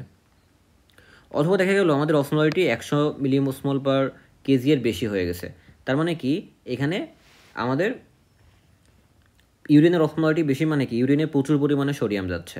তাহলে ইউরিনে যদি সোডিয়াম যায় তখন ইউরিনারি সোডিয়াম লেভেলটা আমরা মেজার করবো যে এটা 30 মিলিমোল পার লিটারের বেশি না 30 মিলিমোল পার লিটারের কম। যদি 30 মিলিমোল পার লিটারের কম হয় তাহলে আমরা কি ধারণা করতে পারি, আমাদের ইন্ট্রাভাস্কুলার যে ভলিউম আছে এটা হচ্ছে কম। তো আমাদের ইন্ট্রাভাস্কুলার ভলিউম যদি কম হয় সেটা ভলিউম ডিপ্লেশনের কারণে হতে পারে অথবা ফ্লুইড ওভারলোডের কারণে হতে পারে। তাহলে ভলিউম ডিপ্লেশন কী কী কারণে হতে পারে, এটা হচ্ছে ভমিটিং, ডায়রিয়া, প্যাঙ্কেটাইটিস, এগুলোতে কি আমাদের পানি বাইরে বেরিয়ে যায় দেহে, তার মানে কি ভলিউম ডিপ্লেশন হচ্ছে। আর ওভারলোড কখন হয়, ওই যে হাইপার ভলিউমিক হাইপোনাট্রিমিয়ার কথা বললাম, এই হাইপার ভলিউমিক হাইপোনাট্রিমিয়ার কজগুলো, তার মানে কি nephrotic syndrome, heart failure, cirrhosis, CKD, এই কজগুলো, ঠিক আছে। তাহলে এটা ছিল যদি 30 মিলিমোল পার লিটারের কম সোডিয়াম যায় আমাদের ইউরিনে। এখন ইউরিনারি সোডিয়াম যদি 30 মিলিমোল পার লিটারের বেশি হয় তার মানে কি এখানে হচ্ছে কিডনির কোনো সমস্যা আছে, এই কারণে কিডনি রিঅ্যাবজর্পশন করতে পারছে না, রিঅ্যাবজর্পশন না করার কারণে কিডনিতে সোডিয়াম বেরিয়ে যাচ্ছে। তাহলে কিডনি ডিজিজ কি আছে, হ্যাঁ আছে, তার মানে সেকেন্ডারি টু কিডনি ডিজিজ। এখন মনে করলাম না এখানে আমাদের কিডনিতে সোডিয়াম বেরিয়ে যাচ্ছে তারপরেও কিডনির কোনো সমস্যা নেই, সেক্ষেত্রে আমরা দেখবো যে হাইপোভলিমিয়া হচ্ছে কিনা। আমরা কী করে দেখতে পারি, আমরা সায়েন্স অফ হাইপোভলিমিয়া দেখবো, নর্মাল ইসিএফ ভলিউম আছে কিনা সেটা দেখবো। তাহলে নর্মাল ইসিএফ ভলিউম যদি থাকে আমরা চিন্তা করবো এটা সিআর বা হাইপোথাইরয়েডিজম, তার মানে কি ইউভলিমিক হাইপোনাট্রিমিয়া। আর যদি আমাদের সায়েন্স অফ হাইপোভলিমিয়া পাই তার মানে কি এটা হাইপোভলিমিক হাইপোনাট্রিমিয়া, সেটা হচ্ছে ডায়াবেটিক্স অথবা অ্যাড্রিনাল ইনসাফিসিয়েন্সির কারণে হতে পারে। তাহলে এইভাবে আমরা কজগুলো আলটিমেটলি রিস্ক করতে পারি। আমি আরেকবার বলে দিচ্ছি, একটা পেশেন্ট যদি আমাদের কাছে আসে হাইপোনাট্রিমিয়া সাইন নিয়ে, আমরা প্রথমে তার সিরাম ইলেকট্রোলাইট করবো। সিরাম ইলেকট্রোলাইট করে যদি আমরা দেখি সোডিয়ামটা কম আছে সেক্ষেত্রে তার serum urea, glucose, lipid, immunoglobulin এগুলো চেক করবো। এইগুলো যদি অ্যাবনর্মাল থাকে তার মানে কি তার হাইপোটোনিক হাইপোনাট্রিমিয়া না, এটা হচ্ছে নন হাইপোটোনিক হাইপোনাট্রিমিয়া, অন্য কারণে হাইপোনাট্রিমিয়া হচ্ছে, তখন আমরা সেই কজগুলো ইনভেস্টিগেট করে ট্রিট করে দেবো। কিন্তু দেখা যাচ্ছে তার এই সিরাম ইউরিয়া, গ্লুকোজ, লিপিড এইগুলো ঠিক আছে, তার মানে কি এটা আমাদের একটা প্যাথোলজিক হাইপোনাট্রিমিয়া বা এটা হচ্ছে আমাদের অসমোলারিটি কমে গেছে বা হাইপোটোনিক হাইপোনাট্রিমিয়া। সেক্ষেত্রে আমরা ইউরিন অসমোলারিটি চেক করব। ইউরিন অসমোলারিটি যদি কম হয় তার মানে কি আমরা পানি বেশি খাচ্ছি, তার কারণে ইউরিন অসমোলারিটি কমে গেছে, তাহলে প্রাইমারি পলিডিপসের কারণে হতে পারে বা লো সলিউড ইনটেকের কারণে হতে পারে। আর ইউরিন অসমোলারিটি যদি বেশি হয় সেক্ষেত্রে হতে পারে, সেক্ষেত্রে আমরা কী করবো, সেক্ষেত্রে আমরা ইউরিনের সোডিয়ামটা মেজার করে দেখবো। যদি ইউরিনের সোডিয়ামটা বেশি চলে যায় তার মানে কি এটা কোনো কিডনি ডিজিজের কারণে হতে পারে বা অন্য কোনো কারণে হতে পারে। আর যদি ইউরিনের সোডিয়ামটা কম হয় তাহলে আমরা চিন্তা করবো যে আমাদের ইন্ট্রাভাস্কুলার যে ভলিউমটা আছে এটা কম আছে। তো এটা কী কী কারণে কম হতে পারে, একটা হচ্ছে ফ্লুইড ওভারলোডের কারণে হতে পারে, আবার ফ্লুইড ডিপ্রেশনের কারণে হতে পারে। ওভারলোড হলে কি আমরা হাইপার ভলিউমিক হাইপোনাট্রিমিয়ার কথা চিন্তা করবো, মানে সিরোসিস, তারপরে হচ্ছে নেফ্রোটিক সিন্ড্রোম, সিকেডি এইগুলোর কথা চিন্তা করবো। যদি ডিপ্লেশন থাকে তার মানে ডায়রিয়া, ভমিটিং, প্যাঙ্কারাইটিসের কথা চিন্তা করবো। এখন ওই যে 30 মিলিমোল পার লিটার যদি বেশি হলে কিডনি ডিজিজের কথা চিন্তা করবো, তাহলে কিডনি ডিজিজ থাকে ভালো, এটা কিডনি ডিজিজের কারণে হচ্ছে। যদি কিডনি ডিজিজ না থাকে সেক্ষেত্রে আমরা দেখবো এখানে হাইপোভলিমিয়া আছে কিনা। যদি হাইপোভলিমিয়া থাকে তাহলে এটা ডায়াবেটিক বা অ্যাড্রেনাল ইনসাফিসিয়েন্সির কারণে হচ্ছে। আর যদি ইসিএফ ভলিউম নর্মাল থাকে বা হাইপোভলিমিয়া না থাকে সেক্ষেত্রে এটা সিআর বা হাইপোথাইরয়েডিজমের কারণে হচ্ছে। আমি মনে হয় বোঝাতে পেরেছি। এখন আমরা হাইপারনেট্রিমিয়া নিয়ে একটু দেখি যে হাইপারনেট্রিমিয়া করে হচ্ছে ডায়াগনস্টিক অ্যাপ্রোচ বা আমরা কী করে অ্যাপ্রোচ করতে পারি যে এটা হচ্ছে একটা হাইপারনেট্রিমিয়া। হাইপারনেট্রিমিয়ার একটা পেশেন্ট যদি আমাদের কাছে কোনো সিমটম নিয়ে আসে সাথে সাথে তার আমরা ইউরিন অসমোলারিটি করবো। ইউরিন অসমোলারিটি করে যদি দেখি এটা 600-এর কম তাহলে এটা রেনাল ওয়াটার লস। যদি 600 এর বেশি হয় তাহলে এক্সট্রা রেনাল লস। ঠিক আছে, তাহলে ইউরিন অসমোলারিটি যদি কম হয় তার মানে কি আমাদের রেনাল ওয়াটার লস, যদি বেশি হয় তাহলে এক্সট্রা রেনাল ওয়াটার লস, যার কারণে ইউরিনের অসমোলারিটি বেশি। এক্সট্রা রেনাল কী হতে পারে, যাই হোক আমরা তখন একটা ইউরিন সোডিয়াম লেভেল করব। ইউরিন সোডিয়াম যদি কম হয় তার মানে কি এটা ভমিটিং, ডায়রিয়া বা বার্নের কারণে হচ্ছে।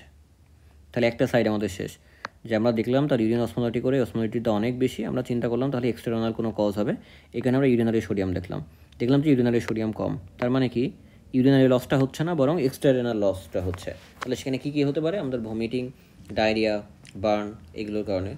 ঠিক আছে, তাহলে এগুলো কি, এগুলো হচ্ছে হাইপোভলিমিক হাইপারনেট্রিমিয়া। এখন যদি রেনাল ওয়াটার লস হয় বা আমাদের অসমোলারিটিটা হচ্ছে 600 এর কম থাকে, সেক্ষেত্রে আমরা ভলিউম স্টেটাস দেখব, এটা কি হাইপোভলিমিক নাকি ইউভলিমিক নাকি হাইপার ভলিমিক। কী করে দেখতে পারি, আমরা ইউরিনারি সোডিয়াম লেভেল দেখব। যদি সোডিয়াম লেভেল বেড়ে যায় তার মানে কি, সোডিয়াম লেভেল বাড়া মানে কি, এইখানে ইউরিনারি সোডিয়াম লস অনেক বেশি হচ্ছে, তাহলে ইউরিনারি সোডিয়াম লস হওয়া মানে কি, এখানে ডায়ুরেসিস হচ্ছে আমাদের, তাহলে অসমোটিক ডায়ুরেসিস এটা কজ। আমরা দেখব তার হচ্ছে ডেজমোপ্রেসিন স্যালাইন্স টেস্ট করব।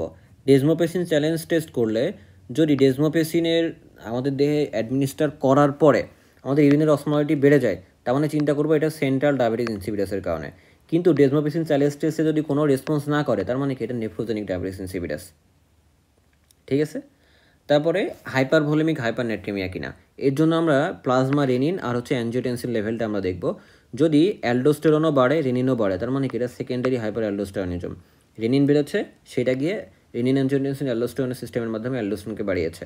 কিন্তু যদি অ্যালডোস্টেরন বেশি কিন্তু রেনিন কম তার মানে কি এটা রেনিনের কারণে বাড়েনি বরং প্রাইমারিলি হাইপার অ্যালডোস্টেরনিজম হয়েছে, তাহলে এইটা একটা। তাহলে এইভাবে হচ্ছে আমরা ইনভেস্টিগেট করতে পারি যে আমাদের কজ অফ হাইপারনেট্রিমিয়া কী, বা আমাদের কজে অ্যাপ্রোচ করতে পারি, সেই অনুযায়ী আমরা কজকে কারেক্ট করতে পারি। তাহলে আমাদের ডায়াগনস্টিক অ্যাপ্রোচ হয়ে গেছে, এখন আমরা ম্যানেজমেন্টে আসি। তো ম্যানেজমেন্টের সবথেকে ক্রুশিয়াল যেটা সেটা হচ্ছে হাইপোনেট্রিমিয়ার ম্যানেজমেন্ট। তো হাইপোনেট্রিমিয়ার ম্যানেজমেন্টে ডিপেন্ড করে যে এটা যে পেশেন্টটা আসছে তার রেট অফ ডেভেলপমেন্টটা কীরকম, মানে কত সময়ের ভিতরে ডেভেলপ করছে বা স্পিড অফ ডেভেলপমেন্টটা কীরকম, তার সিভিরিটিটা কীরকম, আর সিমটম সাইন্স আছে কি না বা আন্ডারলাইন কজ কী, এই সবগুলো জিনিসের উপর ডিপেন্ড করে।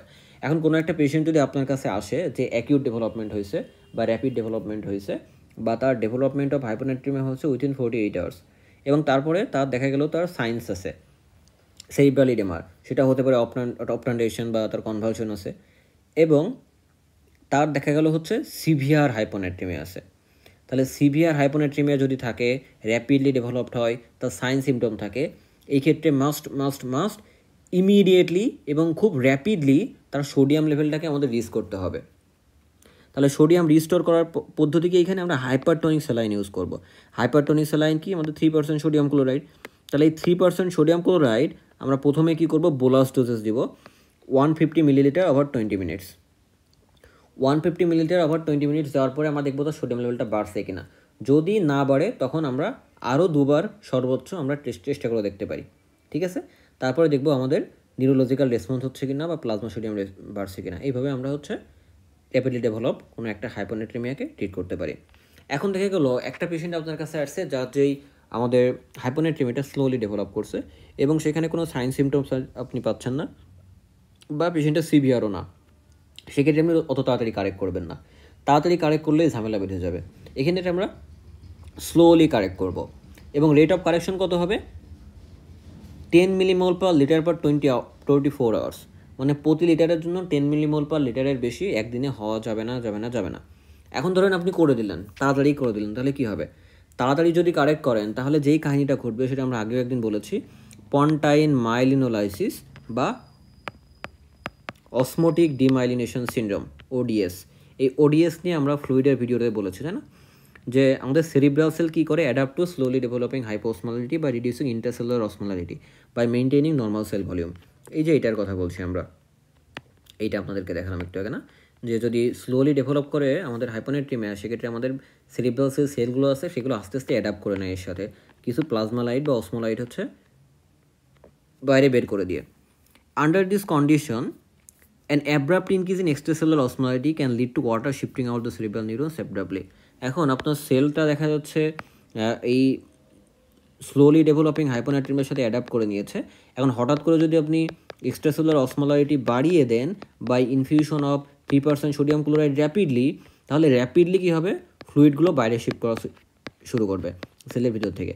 ফ্লুইডগুলো যদি বাইরে শিফট করা শুরু করে তাহলে কী হবে, যে মাইলিন শীট আছে, এই মাইলিন শীটটা আস্তে আস্তে লাইসিস হতে থাকবে বা ডিস্ট্রাকশন হতে থাকবে। এই জিনিসটাকে আমরা বলি হচ্ছে মাইলিনোলাইসিস। তাহলে মাইলিন শীট ডিটাচমেন্ট হয়ে যাবে। এবং এইটা মেইনলি পন্সে দেখা যায়, এই কারণে এটাকে বলা হয় পন্টাইন মাইলিনোলাইসিস। বা এটা যেহেতু হচ্ছে আমাদের অসমোসিসের কারণে ডিমাইলিনেশন হয়, এই কারণে কেউ কেউ এটাকে অসমোটিক ডিমাইলিনেশন সিন্ড্রোমও বলে থাকে। বোঝা গেল? এখন একটা পেশেন্ট আপনার কাছে আসছে, তার সোডিয়াম লেভেল কত বলবো। আচ্ছা, একটা পেশেন্টের সিনারিও দিই আপনাদের কাছে, কেমন? যে মনে করুন একটা পেশেন্ট আপনার কাছে আসছে, তার ওয়েট হচ্ছে 60 কেজি এবং তার সোডিয়াম লেভেল হচ্ছে 120 মিলিমোল পার লিটার। আপনাকে বলা হলো তার সোডিয়াম কারেকশন করতে হবে, তার সোডিয়াম খুব র্যাপিডলি ডেভেলপ করেছে, তার সাইন সিমটম আছে, কী করে আপনি কারেক্ট করবেন? তাহলে এটা কারেক্ট করার সূত্র কি, আমরা যেরকম পটাশিয়াম ডেফিসিট ক্যালকুলেশন করেছিলাম একইভাবে আমরা সোডিয়াম ডেফিসিট ক্যালকুলেশন করতে পারি। কি করে আমরা ডেফিসিট কী করে ক্যালকুলেশন করব? 0.6 ইন্টু ওয়েট এখানে কত 60 কেজি ইন্টু নর্মাল সোডিয়াম কত, at least 135 minus 120 millimole per litre. এটাকে ক্যালকুলেশন করলে কত হয়, আমি একটু ক্যালকুলেশন করে আপনাদেরকে দেখাই, আমাকে 1 মিনিট সময় দিন।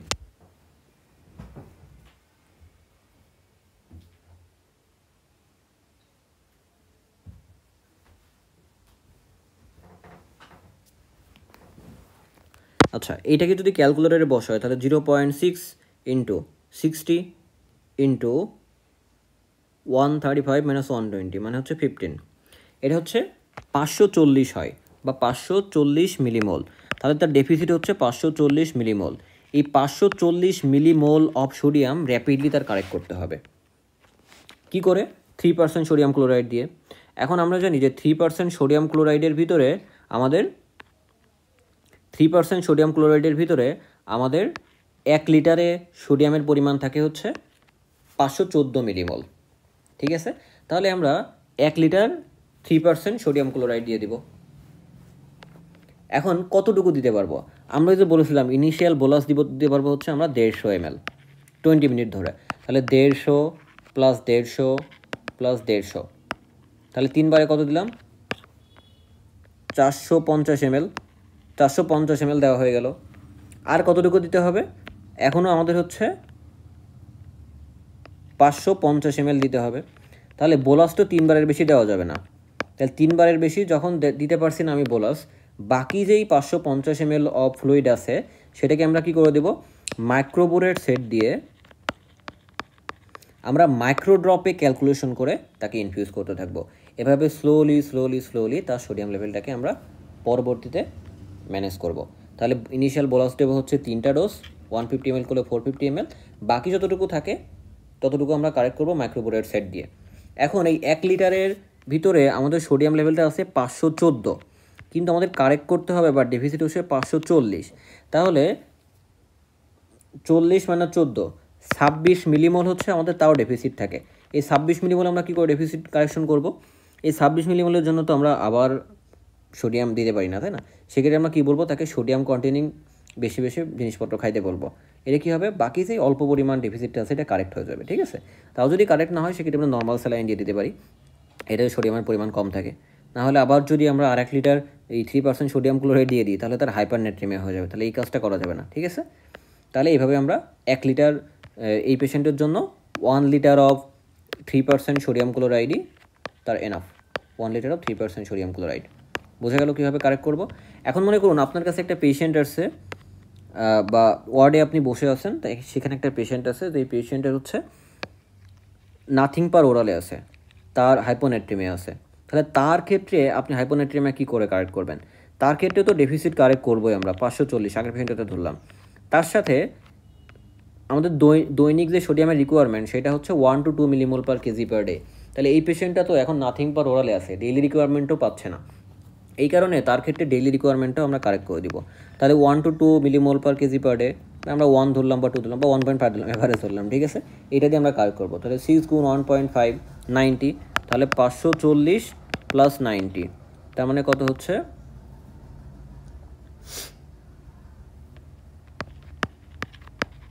এই 630 মিলিমল তার ক্ষেত্রে রিকোয়ারমেন্ট হবে, যে নাথিং পার ওরালে আছে, খেতে পাচ্ছে না।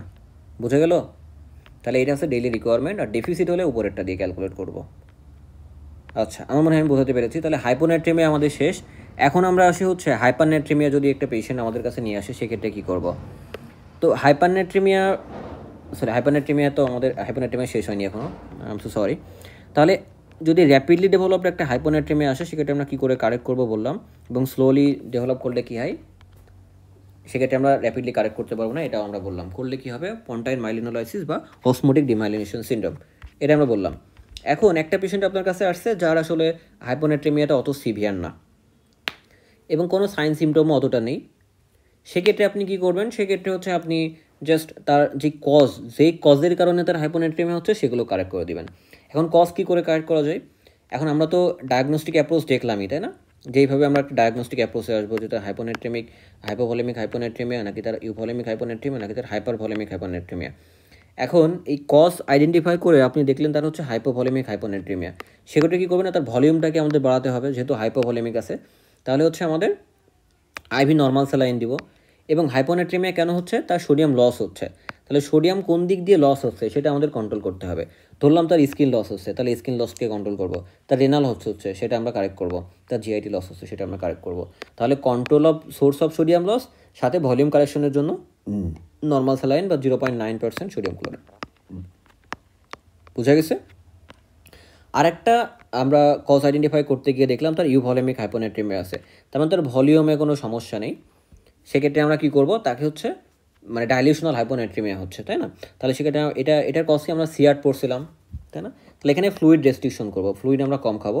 আর যদি সিয়ার্ড হয়, সেক্ষেত্রে হচ্ছে আমরা কোনো ড্রাগের সাইড এফেক্টের কারণে হলে, আমরা তো সিয়ারের অনেকগুলো কজ পড়লাম, তার ভিতরে পড়লাম অনেকগুলো ড্রাগ, যেমন অ্যান্টিকনভালসেন্ট, অ্যান্টিবিলেপ্টিক, এগুলোর কারণে সিয়ার হতে পারে। তাহলে এগুলো আমরা ড্রাগটা উইথড্র করে দেবো। উইথড্র করে দিলে সিয়ার আর হবে না, ফলে পেশেন্ট এমনি কারেক্ট হয়ে যাবে। আর তারপরে যদি কারেক্ট না হয়, সেক্ষেত্রে আমরা কী করবো, অন্য কোনো কারণে সিয়ার হলে আমরা হচ্ছে এডিএস অ্যান্টাগনিস্ট ব্যবহার করবো, যেমন টলভ্যাপটান। এই টলভ্যাপটান দিলে পেশেন্ট রেসপন্স করবে।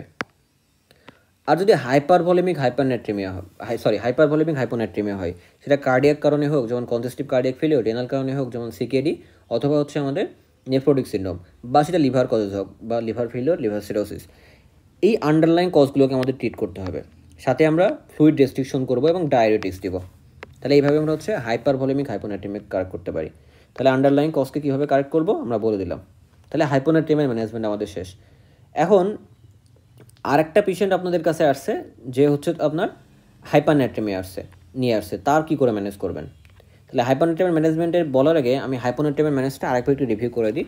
এটা নিজেদের নোট থেকে পেয়েছি, আপনাদেরকে একটু বলে দিই যে একটা পেশেন্ট আসছে আপনার সিভিয়ার হাইপোনাইট্রেমিয়া নিয়ে এবং অ্যাকিউট। তাহলে আমরা 3% সোডিয়াম ক্লোরাইড দিয়ে আমরা তার কারেকশন করব, এবং খুব র্যাপিডলি তার হচ্ছে আমরা ইনফিউশন করব না। যদি এক্ষেত্রে না হয় আমাদের, বা র্যাপিডলি ডেভেলপ না করে স্লোলি ডেভেলপ করে, সেক্ষেত্রে আমরা আন্ডারলাইন কজকে ট্রিট করব। সেটা হাইপোভলিমিক হাইপোনাইট্রেমিয়া হলে নর্মাল স্যালাইন অ্যাডমিশন করব। যদি ইউভলিমিক হয়, সেক্ষেত্রে আমরা সল্ট অ্যান্ড ওয়াটার রেস্ট্রিকশন করব, লুপ ডায়ারেটিক দিব। না হলে হচ্ছে আমরা ভ্যাপটান্স দিব, টলভ্যাপটান। আর যদি হাইপারভলিমিক হয়, সেক্ষেত্রে ওয়াটার রেস্ট্রিকশন, সাথে হচ্ছে আমরা লুপ ডায়ারেটিক অ্যাড করে দিতে পারি। এটাই তো।